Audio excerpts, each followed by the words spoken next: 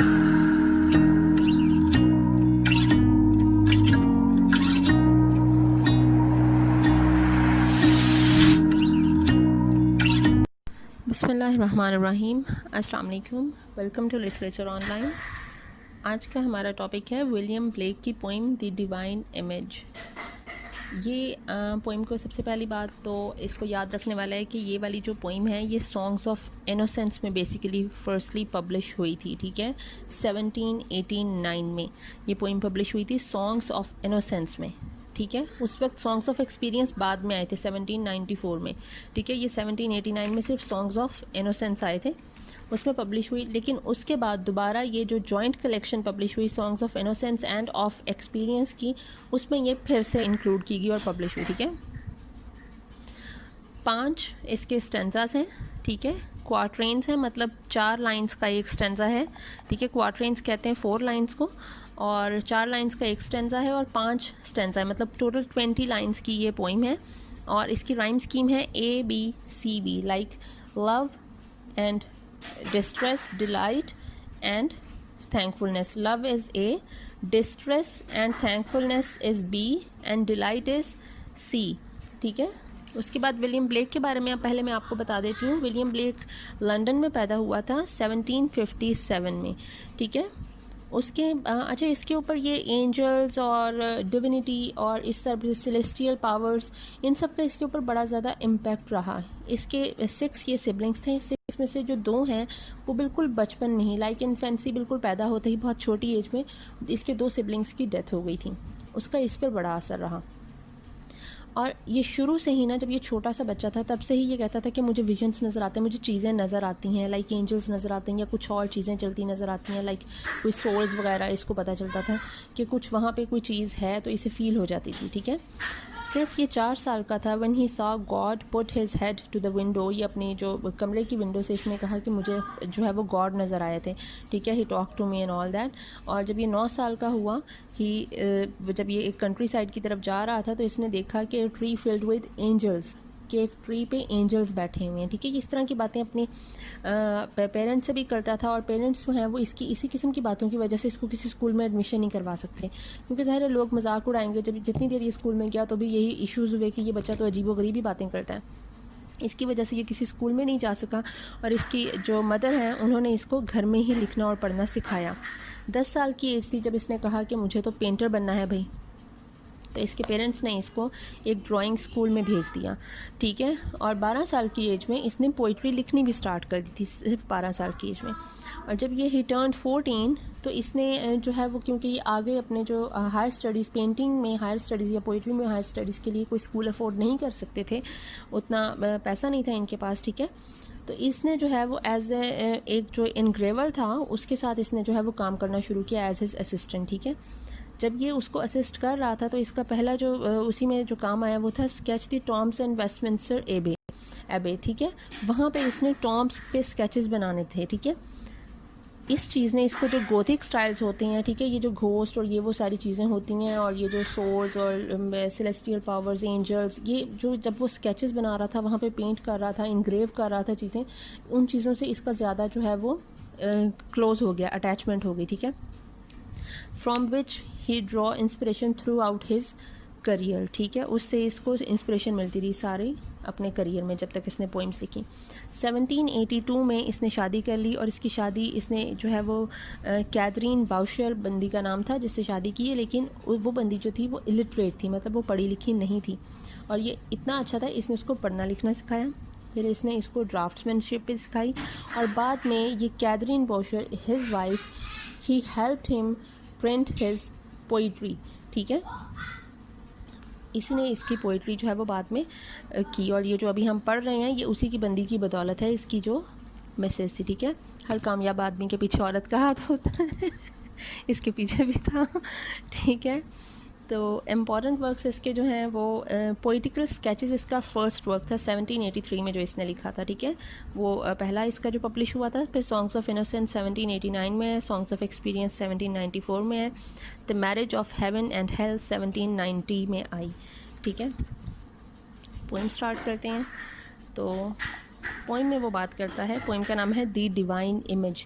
Divine image आपको पता है कि खुदा को कहते हैं और अल्लाह ताला को कहते हैं कि अल्लाह ताला ने जो है वो इंसान को अपनी ही जो है वो एक चीज़ में बनाया है कि अपनी जो खसूसियात हैं वो इंसान में डाली हैं, ठीक है। अब ये वो इस चीज़ को एक्सप्लेन कर रहा है।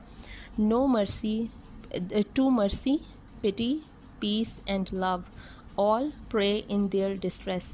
वो कह रहा है जब भी कोई इंसान किसी मुश्किल में होता है, व्हेन ही स्ट्रेस्ड और इज़ इन डिप्रेशन और टेंशन और इन मिजरी और इन एनी डिफ़िकल्ट कंडीशन और सिचुएशंस, तो वो किससे प्रे करता है? To mercy, mercy, pity, peace and love. वो आगे एक्सप्लेन करेगा कि वो इन 4 चीज़ों से क्यों प्रे करता है, इनसे क्यों वो दुआ मांग रहा है।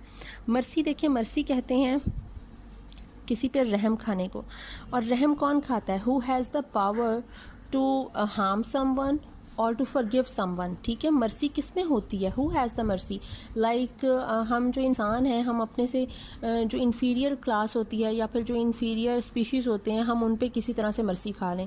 अगर हम जिसके पास पावर होगी वही मर्सी फील करेगा ना, वही किसी पे रहम खाएगा, अदरवाइज़ तो किसी कोई नहीं करेगा, ठीक है। जिसके पास पावर ही नहीं है उससे रहम मांगेगा भी कौन, क्यों ना। तो मर्सी। पिटी कहते हैं किसी पे तरस खाने को, ठीक है।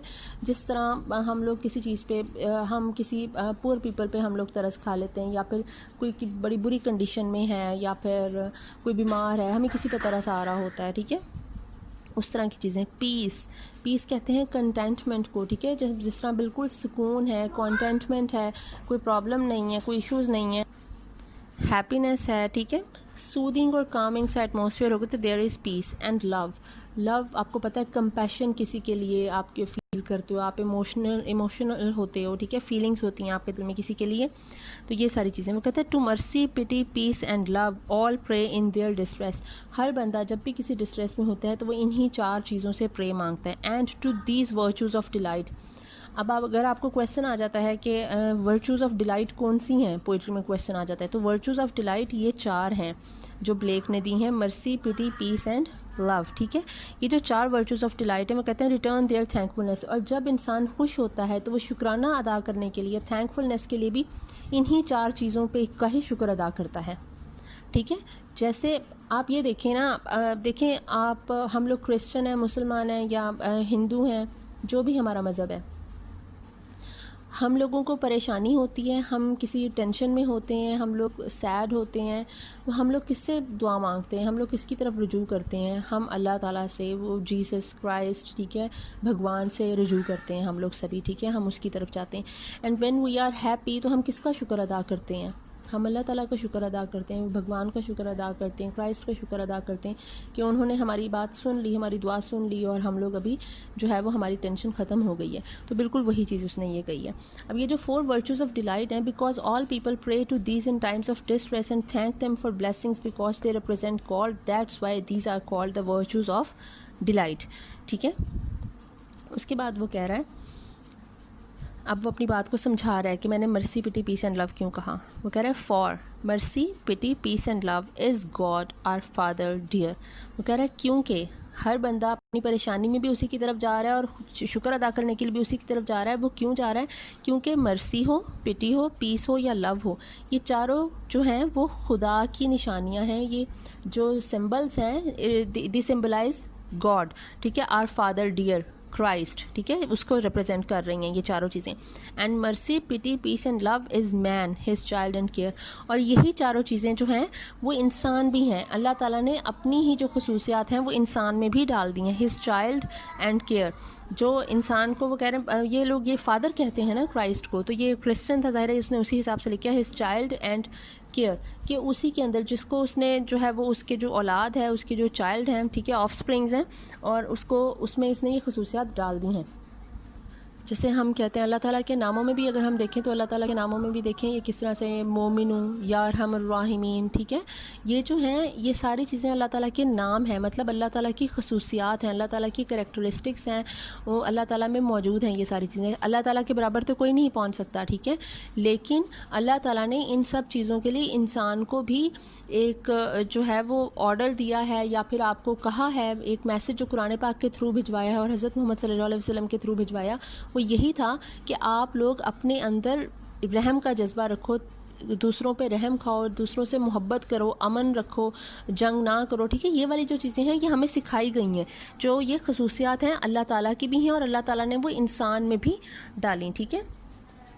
आगे वो कह रहा है फॉर मर्सी है। अब ये देखें, मैंने ये एरोस से इसीलिए ये चीज़ समझाई हुई है, mercy, pity, peace and love, ये तीनों चीज़ें जो हैं ये करेक्टरिस्टिक्स ऑफ मैन भी हैं, और ये यही चारों चीज़ें जो हैं वो रिप्रेजेंट गॉड, ये चारों चीज़ें गॉड को भी रिप्रेजेंट करती हैं। मतलब जो गॉड को, इंसान क्या है, हम लोग जो हमारी जो एग्जिस्टेंस है, ह्यूमंस हैं, दिस यूनिवर्स रिप्रेजेंट्स गॉड, अल्लाह ताला ने बनाई है, ठीक है।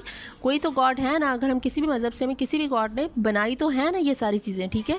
और हम लोग उसी गॉड को रिप्रेजेंट करते हैं क्योंकि हम भी उसी की बनाई हुई क्रिएचर हैं, ठीक है। आगे वो बात कर रहा है for mercy has a human heart, क्योंकि मर्सी जो है वो ह्यूमन हार्ट है, ठीक है। कि जो रहम जो है वो आप खाते हो वो आपके दिल में, अगर आप दिल में अच्छा काइंड हार्टेड हो, ठीक है, तो आप क्या करोगे, आपके दिल में है वो चीज़, किसी के लिए आप गुड हो, नाइस हो, काइंड हो, तो mercy has a human heart, किसी के दिल में किसी के लिए अच्छा होना। Pity a human face, pity, pity in the face of human, ठीक है। मतलब अल्लाह ताला ने जब हमें बनाया, हम अल्लाह ताला से इन्फीरियर मखलूक हैं, ठीक है, हमसे इन्फीरियर और बहुत सी चीज़ें हम स्पीशीज़ समझते हैं। अल्लाह ताला ने किसी को इन्फीरियर या सुपीरियर तो नहीं बनाया, लेकिन हमने ज़रूर ये ज़ात, तबकात और ये वो सारी चीज़ें बना ली हैं। स्पीशीज़ को हम इन्फीरियर कह देते हैं या सुपीरियर कह देते हैं, जो बड़ी हैं उनसे डर रहे हैं, जो छोटी हैं उनको कुचल रहे हैं, ठीक है। तो पिटी हैज़ अ ह्यूमन फेस, तो अल्लाह ताला ने ये जो पिटी है ये इंसान की शक्ल में यहाँ पे भेज दिया, ठीक है। एंड लव, हम किसी पे, हम लोग जो इंसान जो हैं वही ये दुनिया चला रहे हैं ना, एनिमल्स तो नहीं चला रहे, इंसान चला रहे हैं, ठीक है। हम किसी चीज़ के बारे में जो सोचेंगे हम उसके अकॉर्डिंगली ही चलेंगे। इंसान जो है वो हुकूमत करें और इंसान ही किसी पे तरस खाएगा, किसी के बारे में कुछ अच्छा सोचेगा तो कुछ अच्छा होगा, अदरवाइज़ नहीं होगा, ठीक है। And love the human form divine, और जो उसने कहा जो लव है ये ह्यूमन फॉर्म डिवाइन है, love is itself is a divinity, ठीक है। कि आप जो है वो अल्लाह ताला ने इंसान से कितनी ज़्यादा मोहब्बत की है, क्राइस्ट ने मोहब्बत की, भगवान ने की, बुद्धा ने की, ठीक है। ये सब कुछ, ये सब जो हैं ये ह्यूमैनिटी से मोहब्बत करते हैं, ठीक है। And love the human form divine, तो इंसान की शक्ल में ही ये मोहब्बत भेजी गई है, लव और कंपैशन, फीलिंग्स और इमोशंस जो हैं कि इंसान की शक्ल में ही यहाँ पर भेजे गए हैं, ठीक है।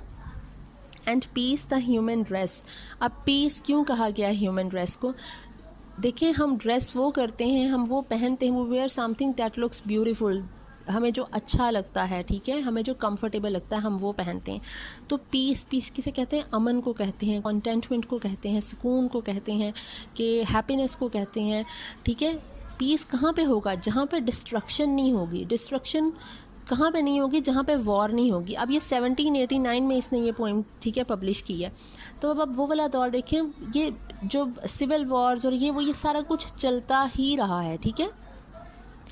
और रिलीजन की जो पावर, रिलीजन के जो भी सारे इश्यूज चले, क्रूजेड्स 11th सेंचुरी में जितने भी हुए, ये सारा कुछ उस चीज़ को कह रहा है। And peace the human dress, जो पीस है वो ह्यूमन ड्रेस है, क्योंकि हम लोग अगर सुकून चाहेंगे, हम लोग एक दूसरे से मोहब्बत करेंगे तो वॉर नहीं होगा, वॉर नहीं होगी, ठीक है। हम लोग एक दूसरे से नफ़रत नहीं करेंगे, there will be no envy, no jealousy, ठीक है, नो ग्रजेस अगेंस्ट अदर्स, तो ये सारा कुछ नहीं होगा, तो वहाँ पे पीस होगा, कॉन्टेंटमेंट होगी, हैप्पीनेस होगी, ठीक है। इसलिए पीस जो है वो ह्यूमन ड्रेस है, because we wear what we like. If we like to have happiness and contentment and peace, will not do wars, ठीक है, will not do anything that will lead to war, ठीक है, और that will lead to fights or civil wars or any or protest, ठीक है।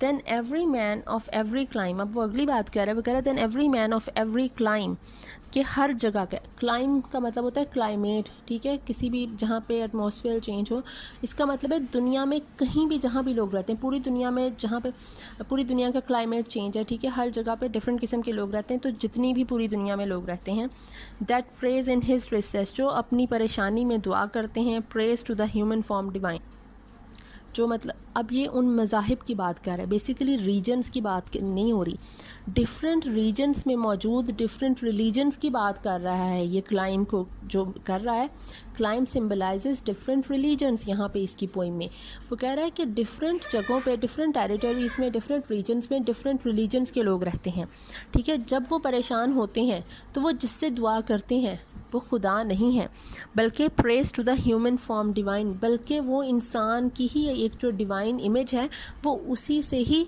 दुआ कर रहे हैं। दैट इज़, वो डिवाइन इमेज क्या है? Love, mercy, pity and peace. देखें, जहाँ पे लव होगा, मर्सी होगी, पिटी होगा, पीस होगा, वहाँ पे कोई भी बुरा, कोई भी चीज़ गलत नहीं होगी, वहाँ पे नफरत नहीं होगी। There will be no hatred, ठीक है।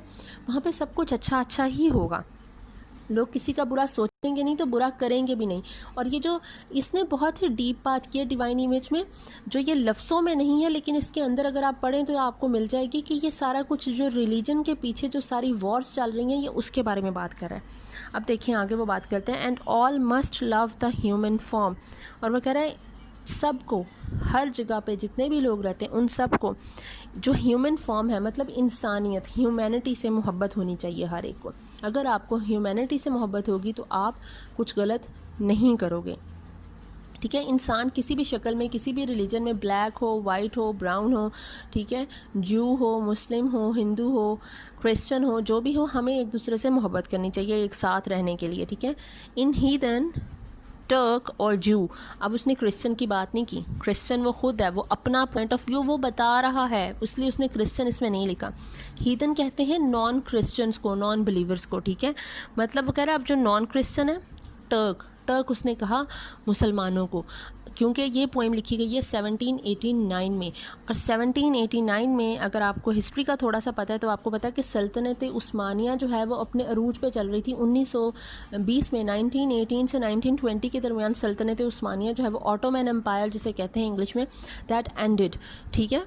वो हुई 1920 में, जो ट्रीटी ऑफ लुजान हुई एंड ऑल दिस, तो वो जो सारी चीज़ें हुई ट्रीटी ऑफ लुजान के बाद में वो एंड होगी। तो Turk represents here the Muslims, ठीक है, the Muslim empire, the Ottoman empire. और जू, जो जूस होते हैं, ठीक है, वो कह रहे हैं नॉन क्रिश्चियंस हो, टर्क हो और जू, इनके रिलीजन में कहा जाता है कि where mercy, love and pity dwell, there God is dwelling too, कि जहाँ पर, जिस दिल में मर्सी हो, पिटी हो और लव हो, वहाँ खुदा भी बसता है। और ये हकीकी बात है कि जहाँ पर आप काइंड हार्टेड हो, आपके दिल में दूसरों के लिए अच्छाई है, मोहब्बत है, वहाँ खुदा भी आ जाता है।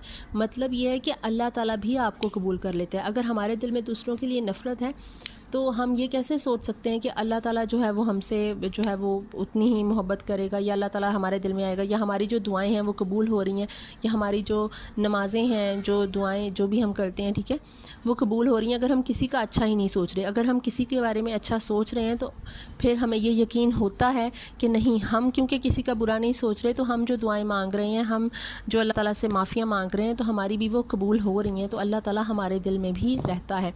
कहते हैं ना, अल्लाह ताला हर जगह पे है, भगवान हर जगह पे है, क्राइस्ट जो है he can see you from anywhere, ठीक है, वो हर जगह पे आपको देख रहे हैं, मौजूद हैं हर जगह पे। वो हर जगह पे मौजूद होने का बात है इंसान के दिल में मौजूद होना, ठीक है, वो हमारे दिल में मौजूद है। हमें डर लोगों का नहीं, हमें डर खुदा का होना चाहिए जब हम कुछ कर रहे होते हैं, ठीक है।